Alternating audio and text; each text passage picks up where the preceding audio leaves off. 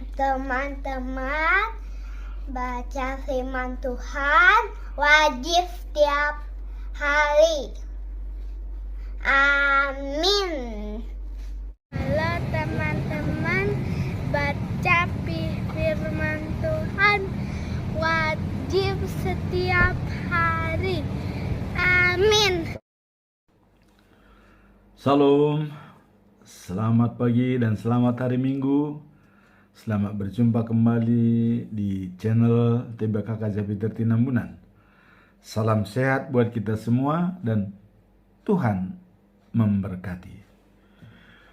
Khotbah pada minggu ini yaitu minggu ketiga setelah Trinitatis di hari yang ke-168 ya, yaitu diambil dari 2 Korintus pasal 5 ayat 6 sampai dengan 10.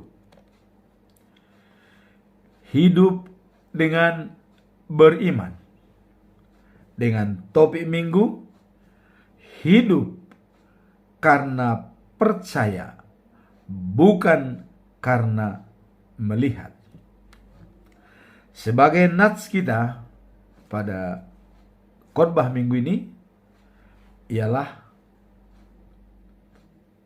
2 Korintus pasal 5 ayat 6 sampai 10. Ayat yang ke-6.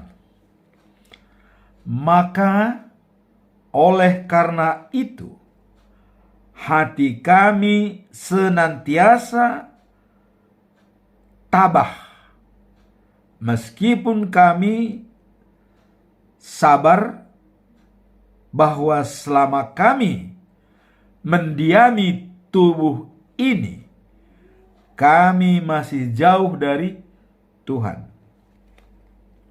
Yang ketujuh, sebab hidup kami ini adalah hidup karena percaya, bukan karena melihat. 8. Tetapi hati kami tabah dan terlebih suka kami beroleh dari tubuh ini untuk menetap pada Tuhan.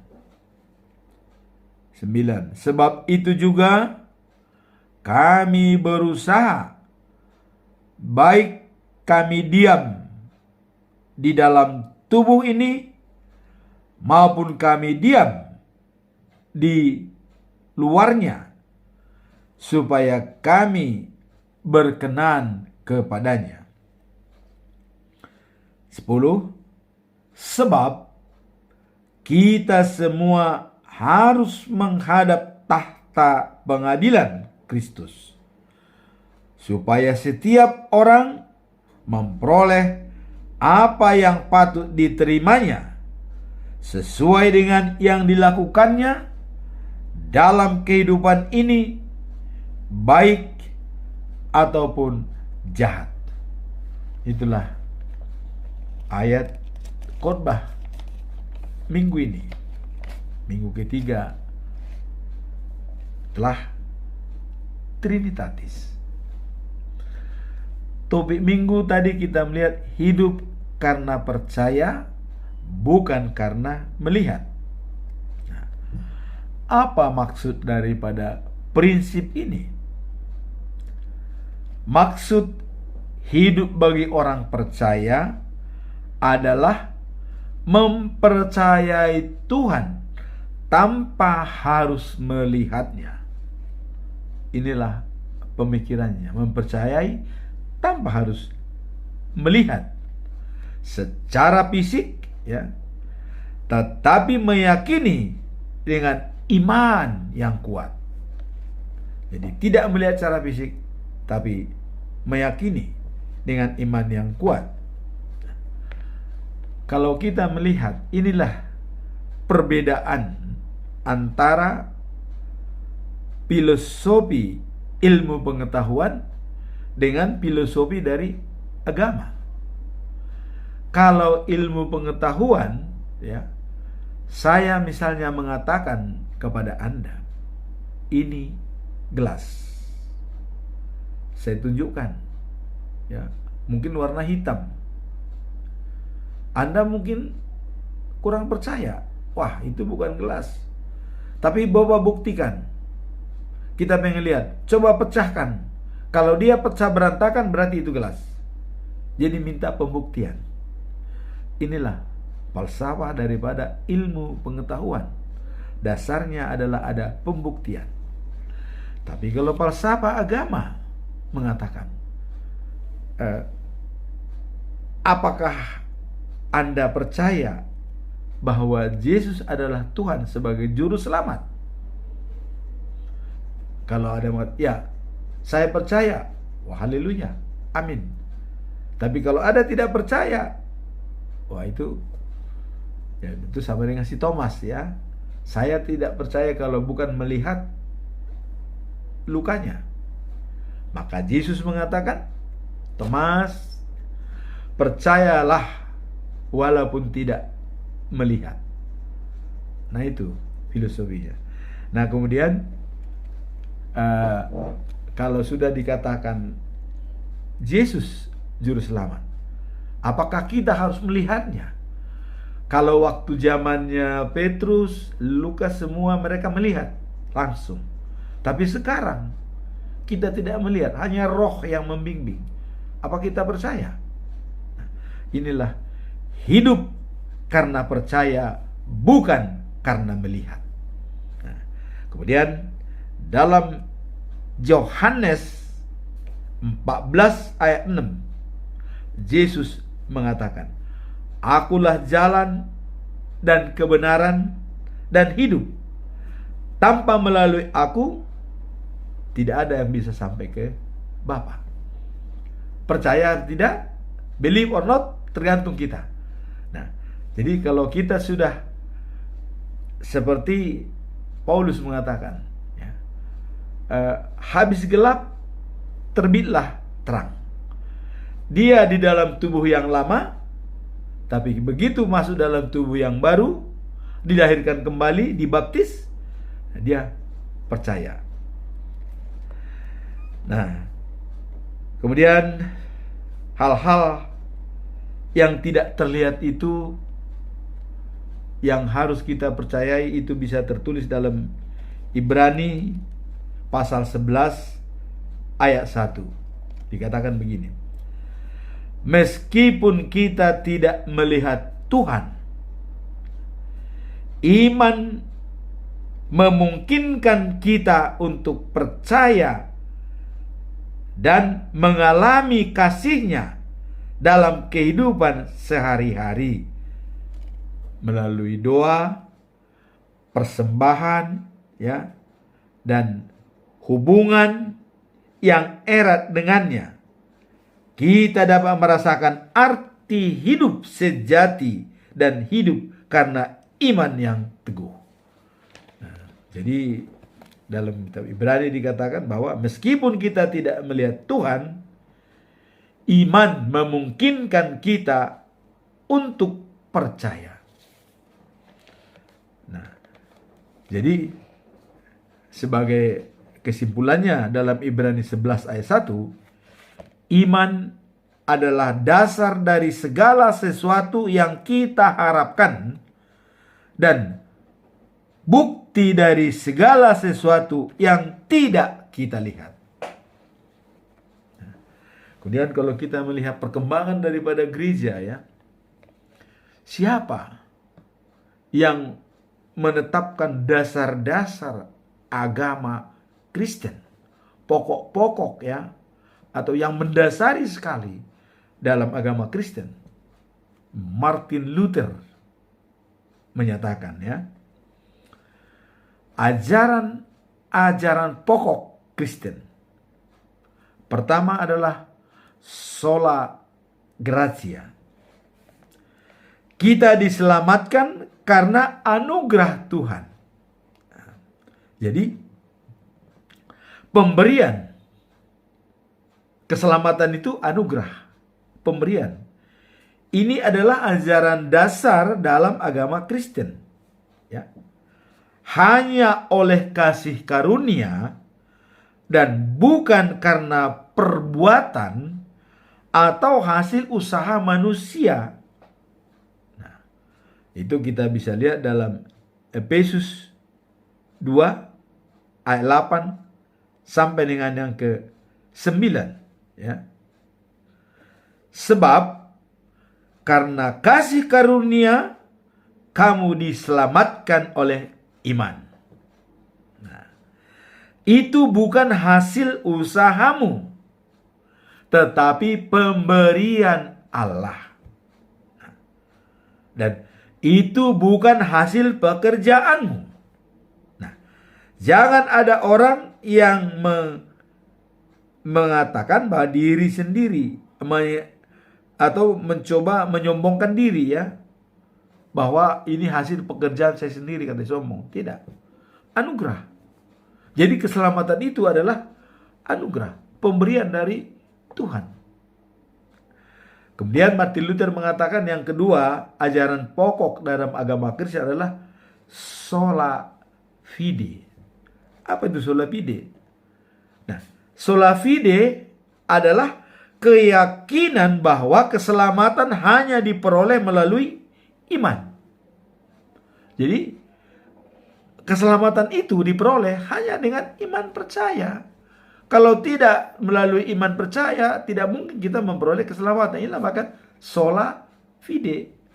Tadi sola gratia. Ini hanya kita dibenarkan karena iman. Siapa-siapa yang sudah dibenarkan karena iman?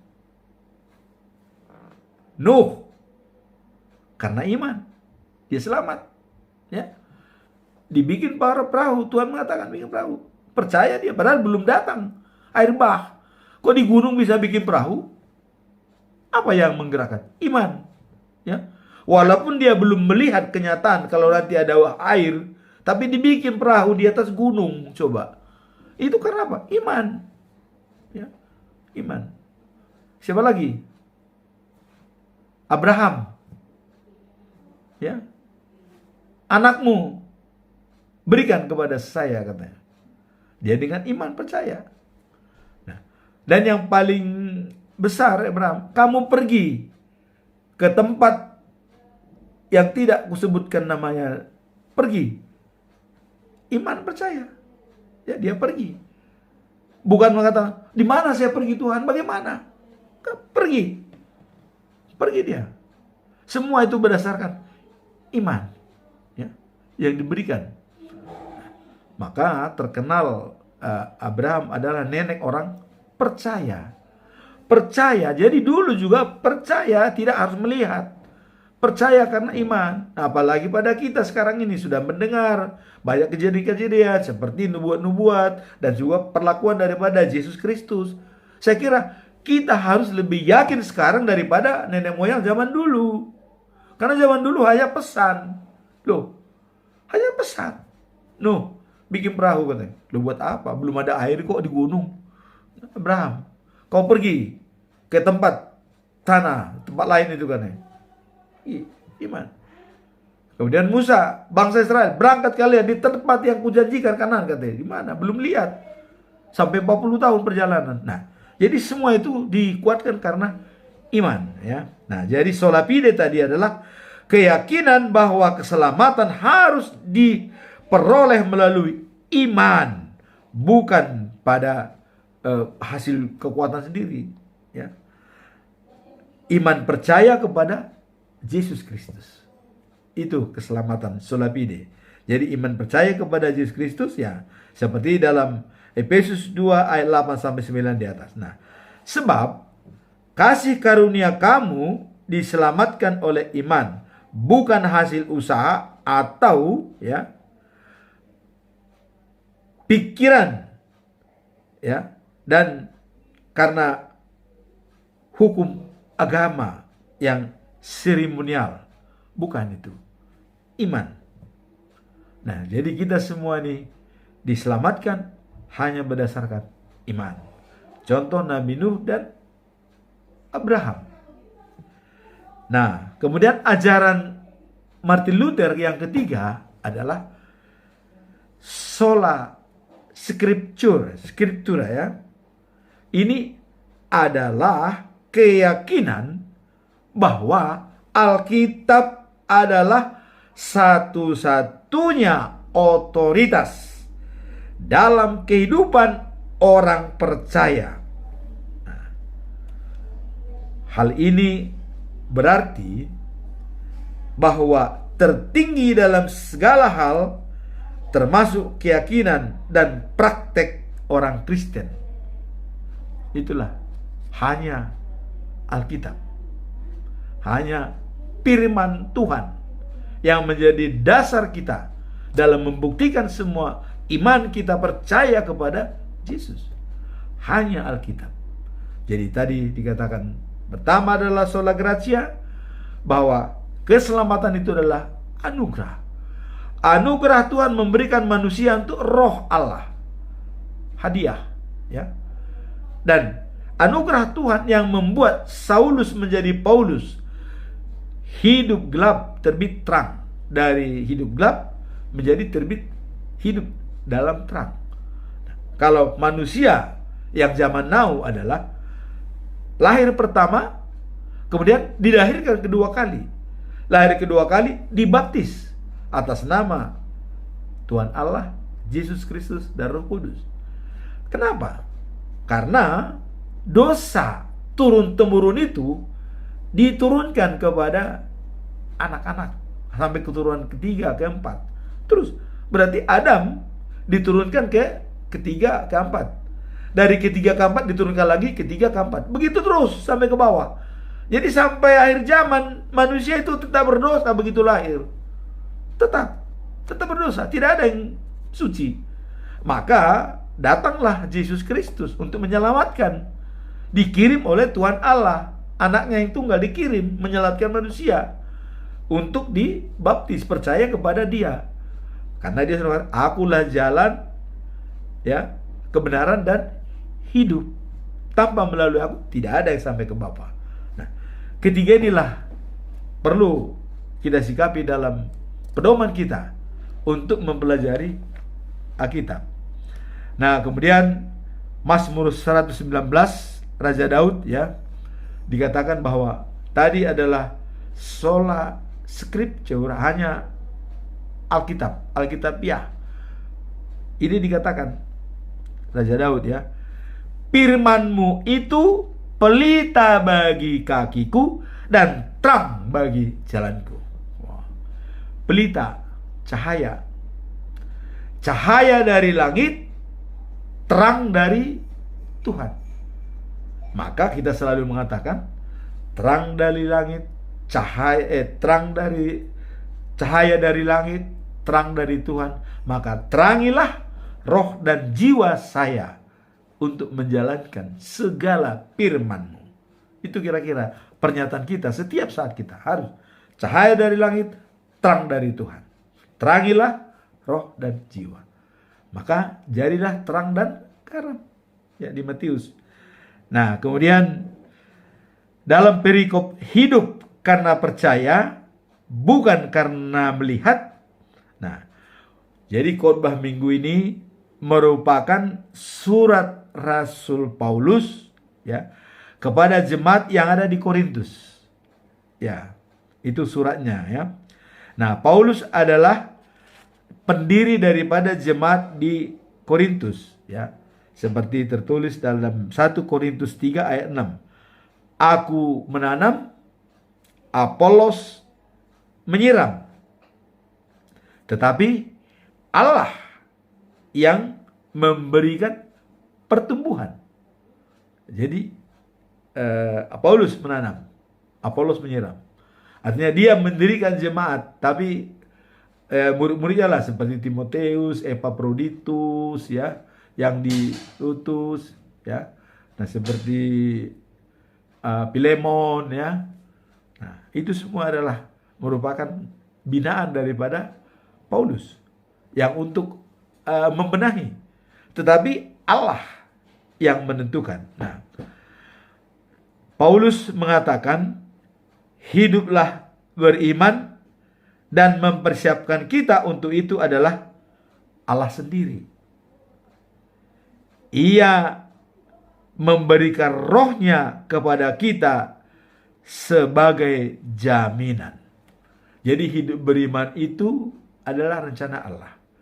Dia memberikan rohnya sebagai jaminan buat kita. Nah, dan kemudian kita masuk dalam ayat hari ini, dikatakan bahwa karena itu kami telah merasa kuat, kata Paulus, ya. Dan selama kami masih tinggal di dalam tubuh kami ini, kami jauh dari rumah yang kami diami bersama dengan Tuhan. Nah, jadi persiapan. Memang rumah yang akan diami itu jauh, yaitu the News of Jerusalem. Tapi rumah yang ada pada diri kita ini, itu roh Allah yang kita diami saat ini, ya. Jadi kita merasa kuat, ya. Selama kami masih tinggal di dalam tubuh kami ini, kami jadi jauh dari rumah yang kami diami bersama dengan Tuhan. Artinya selama kita tinggal masih dalam ini, kita masih jauh dari rumahnya kita. Karena Yesus akan datang kembali menjemput kita. Nah, kemudian ayat 7 dikatakan sebab, nah ini ada sebabnya. Kami hidup berdasarkan percaya kepada Kristus, bukan berdasarkan apa yang dilihat. Nah, jadi artinya dengan percaya, tapi bukan karena melihat, ya. Karena percaya, maka dikatakan kita kuat. Nah, itu sebabnya. Dari ayat 8, hati kami tabah, kami lebih suka, ya, lepas dari tubuh kami ini, supaya dapat tinggal bersama Tuhan. Jadi kalau kita lepas dari tubuh kita ini, artinya kita mati, kita pergi bersama Tuhan. Nah, itu kira-kira maksudnya. Nah, kemudian karena itu katanya, kami berusaha sungguh-sungguh untuk menyenangkan hati Tuhan, baik sewaktu kami berada di rumah kami di sini ataupun di rumah yang baru di surga.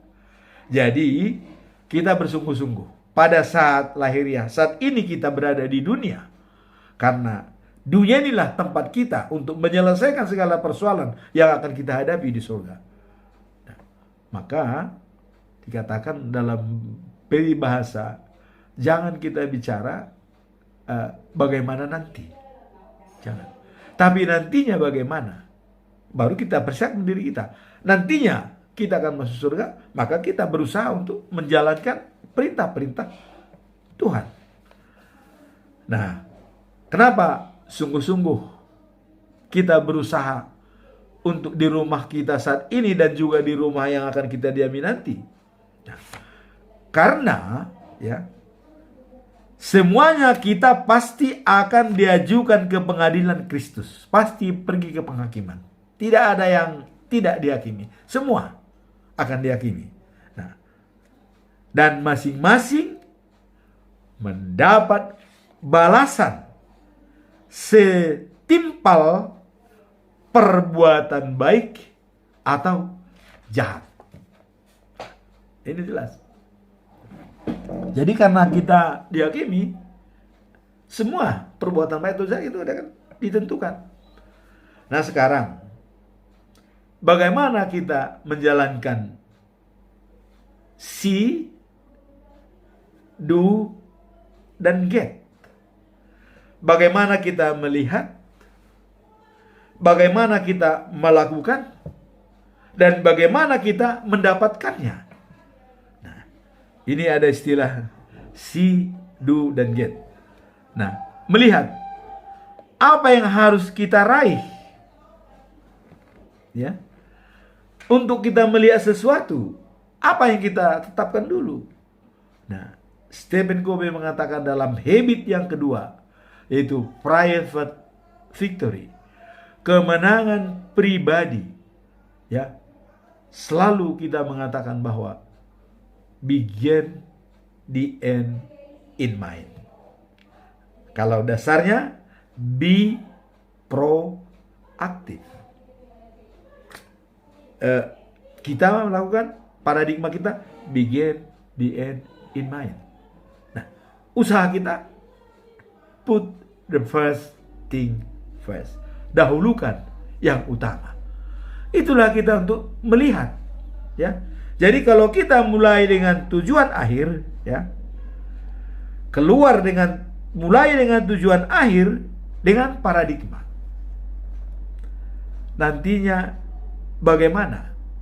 Dan bukan bagaimana nanti. Kalau nantinya bagaimana, kita mempersiapkan dalam tujuan akhir itu, ya. Nah, kemudian kerangka berpikir kita, ya, bahwa kalau nantinya kita bagaimana, maka kita akan menjalankan yang terbaik. Nah, tetapi dalam kita membuat begin the end in mind, tujuan akhir kita apa?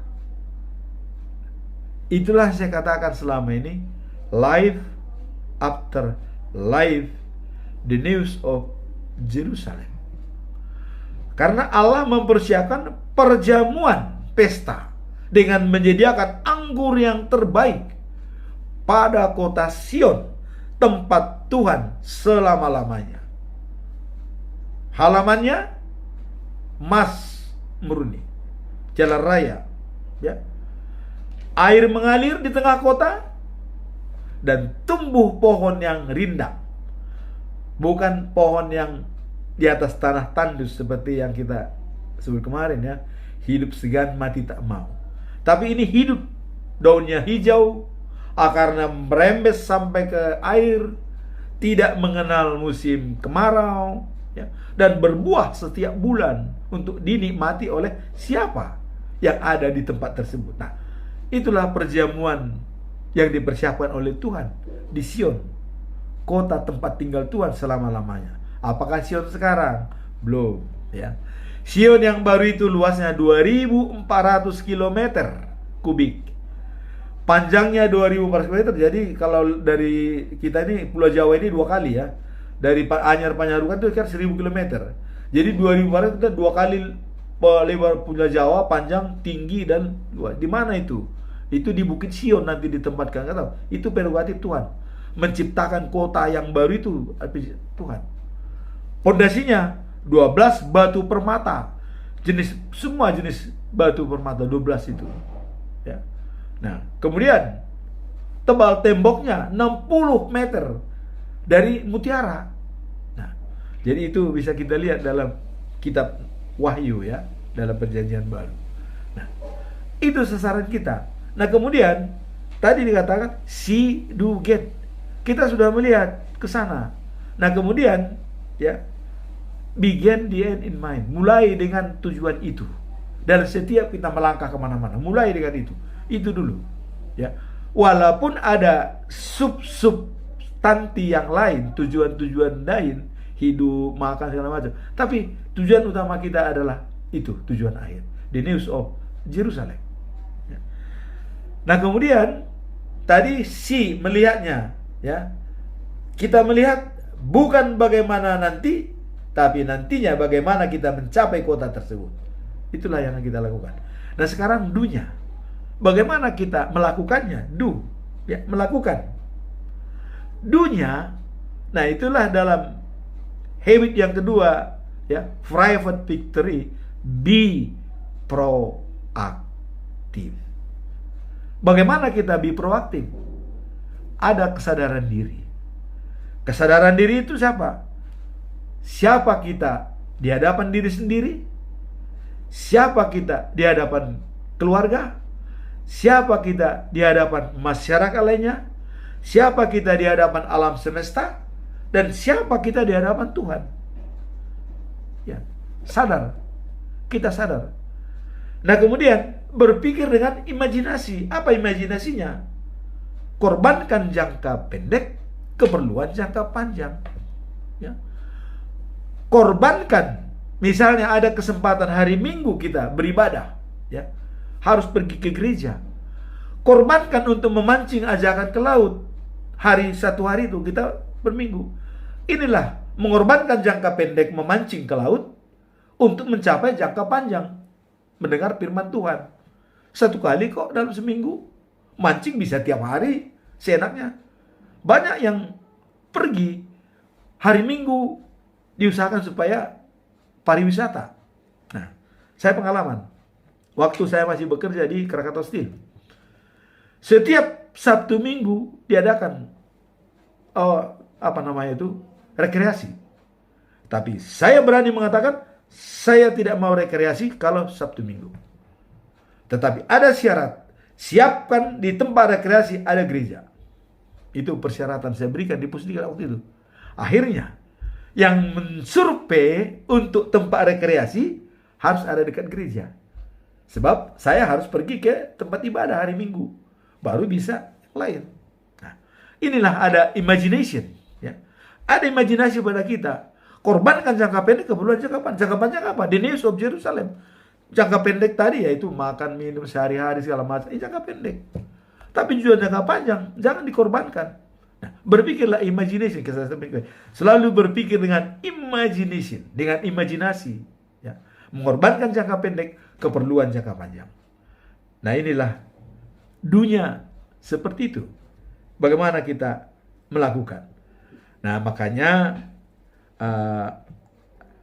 ada yang dikatakan oleh Aristoteles, ya, kekuatan kita bukan perbuatan kita, tapi kekuatan kita adalah apa yang kita lakukan berulang-ulang. Itu kekuatan kita, ya, itu.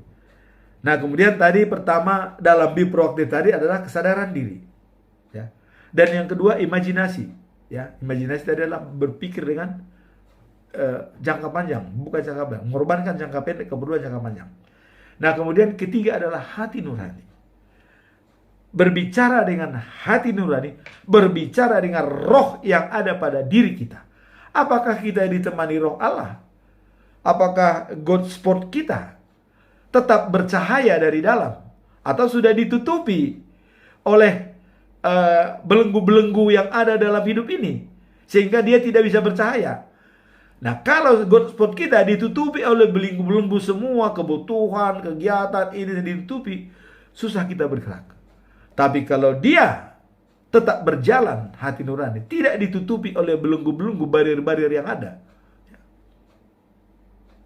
akan maju. Nah, dan menjaga hati nurani itu, ya, maka dikatakan ada penyakit hati, ada 8 penyakit hati itu. Kata daripada yang membuat apa tuh, ya, bukan ISQ itu, ya, yang di Bandung ada penyakit hati katanya, ada 8. Nah, penyakit hati itu dendam, iri, ria, nah kemudian dengki. Dengki itu senang lihat orang susah, dan susah lihat orang senang. Menggunjing, ya. Nah, itulah penyakit hati. Nah, jadi hati nurani itu, ya, kita dalam mengambil keputusan semua, untuk memutuskan kita harus memikirkan ada 5 hal yang harus kita pikirkan. Dalam mengambil keputusan, cocok tidak dengan diri sendiri, itu dulu. Nah, yang kedua, cocok tidak dengan keluarga. Dan yang ketiga, cocok tidak dengan masyarakat. Yang keempat, cocok enggak dengan alam semesta kita mengambil sesuatu. Kemudian terakhir, sesuai enggak dengan kehendak Tuhan. Kalau itu sudah sesuai, jalankan. Itulah berpikir dengan hati nurani. Maka dikatakan yang paling sulit dalam hidup ini adalah mendengarkan relung-relung sunyi hati ini setiap hari. Nah, untuk menjaga itu katanya, ya, kata Stephen Covey, kita harus pergi dalam 4 ruang setiap hari. Apa ruang itu? Ya. Spiritual capital. Ya. Berdoa. Ya. Intellectual capital. Belajar dan belajar. Kemudian physical capital. Ya. Kita menjaga kesehatan kita. Tubuh kita adalah teman kita untuk menguatkan iman kita. Ya, tubuh kita sebagai partner kita untuk menjalankan tugas kita. Kalau kita sakit-sakitan, repotlah kita untuk berbicara. Tapi walaupun kita sakit, hati kita tidak sakit. Ya, hati kita tetap sembuh, tetap bisa menyampaikan sesuatu walaupun sakit. Ya, tidak jadi masalah. Kita tetap berusaha untuk menjalankan apa tujuan kita. Nah, cuman lebih baik kita menjaga kehidupan kita. Makanya di dalam tubuh yang sehat terdapat jiwa dan hati yang sehat. Nah, kemudian yang keempat adalah social capital. Bagaimana kita mengadakan social capital? Nah, kalau dalam gereja diakoni sosial, ya, berbuat, ya, kasih sayang, memberi, ya, bersosialisasi, social capital. Nah, di mana kita bersosialisasi? Yaitu pergi ke gereja. Di situ kita bertemu dengan banyak orang. Itulah namanya social capital, bersosial, bukan murung diri di rumah. Nah, inilah cara kita untuk melakukan itu tadi. Kita masuk dalam 4 ruang tersebut. Nah, itulah dikatakan be proaktif, merespon segala sesuatu dengan 4 anugerah manusia. Kemudian yang keempat apa? Independent will, pengambilan keputusan. Bagaimana kita mengambil keputusan? Ya. Nah, dan everybody freedom to choice. Dan everybody must be responsible to his choice. Semua orang bertanggung jawab atas pilihan. Dan semua orang bebas untuk memilih. Jadi bebas untuk memilih dan bertanggung jawab atas pilihan. Bebas mengambil keputusan dan bertanggung jawab atas keputusan. Itulah yang dikatakan be proaktif tadi, untuk melakukan do kita, melakukan sesuatu. Nah, kemudian Aristoteles mengatakan bahwa kekuatan kita bukanlah perbuatan kita, tetapi kekuatan kita adalah apa yang kita lakukan berulang-ulang, ya, dan terjadi kebiasaan kita yang dirangkum dari 3 unsur: pengetahuan, keterampilan, dan hasrat. Jadi perbuatan kita bukan kekuatan kita, tapi kebiasaan kita yang berulang-ulang, itulah kekuatan kita. Misalnya kita baca firman Tuhan cuma sekali, itu apakah itu sudah termasuk kekuatan? Bukan. Tapi kalau kita baca firman setiap hari, itu merupakan kekuatan kita. Olahraga kita lakukan sekali, apakah itu kekuatan? Tidak, tapi kita lakukan. Tapi kekuatan kita apabila kita berolahraga setiap hari dan setiap ada aturan main. Itulah kata Aristoteles, kekuatan kita, apa yang kita berulang. Demikian juga percaya kepada Tuhan Yesus Kristus.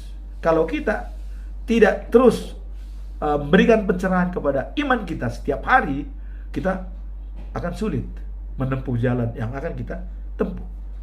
Nah, jadi dalam ketiga tadi itu, pengetahuan, keterampilan, dan hasrat itu tergabung dalam satu kesatuan, dan keluarlah di sana habit kita, yaitu kebiasaan.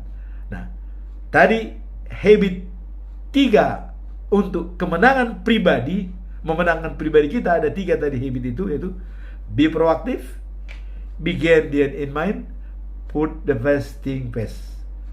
Ya, menjadi kita proaktif, mulai dengan tujuan akhir dan dahulukan yang utama. Baru kita bisa memenangkan pribadi kita. Ya.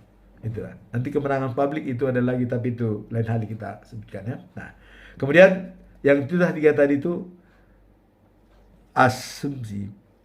Jadi di dalam hal dunia ini apa yang kita lakukan? Kalau Stephen Covey mengatakan tanam pikiran, petik tindakan. Tanam tindakan, petik kebiasaan. Tanam kebiasaan, petik karakter. Tanam karakter, petik nasib. Nah, sekarang apa nasib kita? Inilah get, mendapatkan. Jadi tadi su, si, do, get. Sekarang bagaimana get? Bagaimana nasib kita? Nah, nasib kita, bagaimana kita mencapai nasib kita? Nasib kita adalah menjadi tujuan akhir kita, yaitu life after life, the news of Jerusalem. Nah, bagaimana cara, kata Paulus, ya? Nah, tadi Paulus mengatakan, kami berusaha sungguh-sungguh menyenangkan hati Tuhan. Ya.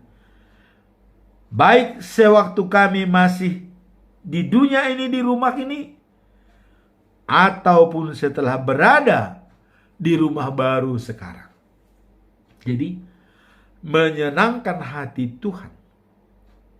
Inilah kesimpulan kita bahwa hidup beriman menyenangkan hati Tuhan. Nah, tadi sebagai get kita, yang mau kita dapatkan itu adalah life after life, the news of Jerusalem. Nah, kemudian bagaimana caranya? Kata Paulus, kita berusaha sungguh-sungguh menyenangkan hati Tuhan. Baik waktu kita masih di rumah kita saat ini sekarang, di dalam diri kita, maupun setelah kita berada di the news of Jerusalem. Dalam perjamuan pesta yang disiapkan oleh Tuhan. Dengan sapi yang gemuk-gemuk, makanan yang gemuk-gemuk, dan anggur yang terbaik. Kita diundang semua. Nah, itulah tadi katanya, setiap orang akan menuju ke sana. Nah, sekarang bagaimana kita berada di dunia ini? Karena semua orang pasti mati. Nah, dan umur manusia telah dibatasi oleh Tuhan hanya sampai 120 tahun. Ini yang menjadi bagi kita. Apakah selama usia kita ini bisa kita manfaatkan? Nah, dalam hal yang lalu, Daud mengatakan, kebajikan dan kemurahan berada pada diri saya seumur hidup. Dan saya berada di rumah Tuhan sepanjang masa. Wah, ini sangat enak nih ya. Dan juga dalam khotbah terakhir juga hari ini, ya, epistel nyanyian untuk hari Sabat, ya, nyanyian untuk hari Sabat. Jadi semua kita manfaatkan untuk bermain, memuji dan memuliakan nama Tuhan. Baik itu musik apapun, kita nyanyikan kepada Tuhan. Hidup kita selalu bernyanyi untuk Tuhan. Nah, inilah merupakan usaha kita selama kita hidup, ya, memuji dan memuliakan nama Tuhan yang maha tinggi. Ya. Nah, ini Daud sebagai contoh atau role model dalam hidupnya yang mengatakan kemurahan dan kebajikan ada pada diri saya seumur hidup dan saya berada di rumah Tuhan sepanjang masa. Nah, makanya Daud lah diberikan ya, bahwa keturunan Daud lah yang menjadi pemimpin dunia ini, raja dari segala raja itu. Lahirnya Yesus Kristus dan dijanjikan oleh Tuhan Allah. Itulah yang menjadi pedoman kita. Nah, kemudian kalau kita melihat dalam Kejadian 6 ayat 3, kenapa umur manusia 120 tahun? Ya, Tuhan menetapkan batas usia manusia hanya 120 tahun. Ya, hal itu mengajarkan kita untuk menghargai waktu yang telah kita terima dan menjalani hidup dengan penuh kesadaran akan batasan umur yang telah ditetapkan Tuhan. Jadi dengan terbatasnya kita di dunia ini, ya, membuat kita supaya tetap sedia anytime. Nah, apalagi kalau umur hanya diberikan sampai 50, ya. Nah, tapi kalau dalam kitab Mazmur 90 ayat 10 dikatakan umur manusia umumnya mencapai 70 tahun. Jadi bagi orang yang 70 tahun, apakah selama 70 tahun dia memberikan terbaik bagi Tuhan, dia lulus. Nah, atau 80 tahun jika kuat. Nah, jadi kalau saya hari ini sudah 70 tahun, tinggal 10 tahun lagi masih kuat tidak? Nah, kemudian sampai 120 tahun batas. Apakah kita masih kuat? Tapi kita lihat Musa umur 120 tahun masih bisa naik gunung, matanya belum rabun, dia masih bisa. Nah, jadi kita manfaatkan selama hidup ini, ya, kita akan berusaha untuk memakai kesempatan. Yang pertama tadi adalah kita percaya walaupun tidak melihat. Dan ini sudah dibuktikan oleh orang-orang yang ada zaman dulu seperti Nabi Nuh, ya, juga Ibrahim atau Abraham, ya, sudah menjalankan hal itu. Nah, kemudian